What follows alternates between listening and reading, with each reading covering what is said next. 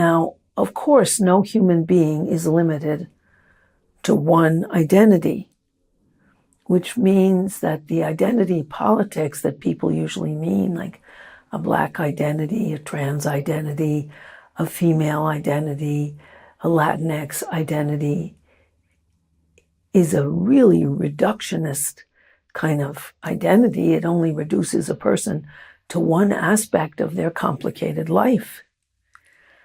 When I thought about all the aspects of identity just in one person, I thought of myself.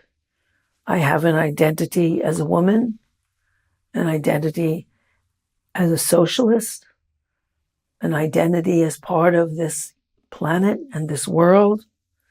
I have all of these identities, as well as a shared human identity with every other human on Earth.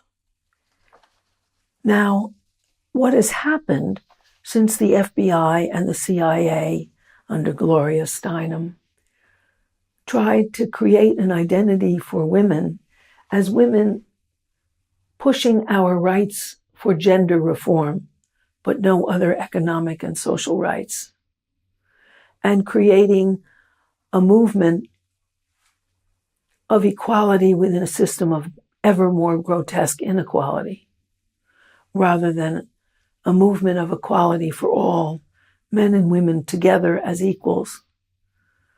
And the way that's been accomplished in some ways, unfortunately, is by making men the enemies of women, making the movement a gender-only movement, rather than a movement of women in solidarity. And basically, the CIA and the FBI wanted to fracture the movement because they were afraid of a class-based movement. When Martin Luther King started saying the problem is not just a problem of race, it's a problem of an underclass and we need to unite, he was shot. When Malcolm X said the same thing, he was shot. There are a lot of people who don't want to see that class unity and that identity we all have as people who need each other to make changes so that there are no arbitrary barriers between us. And that's the identity politics that I want to have, not the fractured identity politics, not the contest of who's more victimized against those who are a little less victimized. Not that understanding one's victimization isn't sometimes really helpful, but a movement of understanding that we all need each other.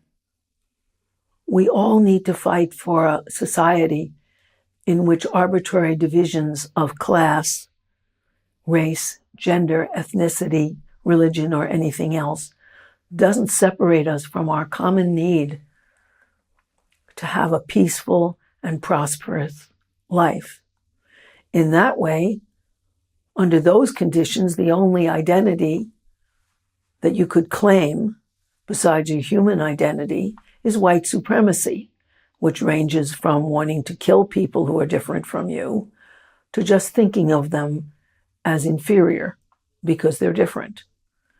So that I want to reclaim identity politics for us with a human identity that unites us around all those ways that we need to transform America to make it a kind, safe place to live for everyone, regardless of gender, race, sexual preference, ethnicity, or anything else. That's all for today. I hope you can rethink identity politics with me and want to claim the identity as a human connected to other humans without putting barriers between us, which of course doesn't stop movements like Black Lives Matter to call attention to a particular identity that's been victimized, but within the context that we're all victimized by the unkindness and cruelty and exploitation of capitalism.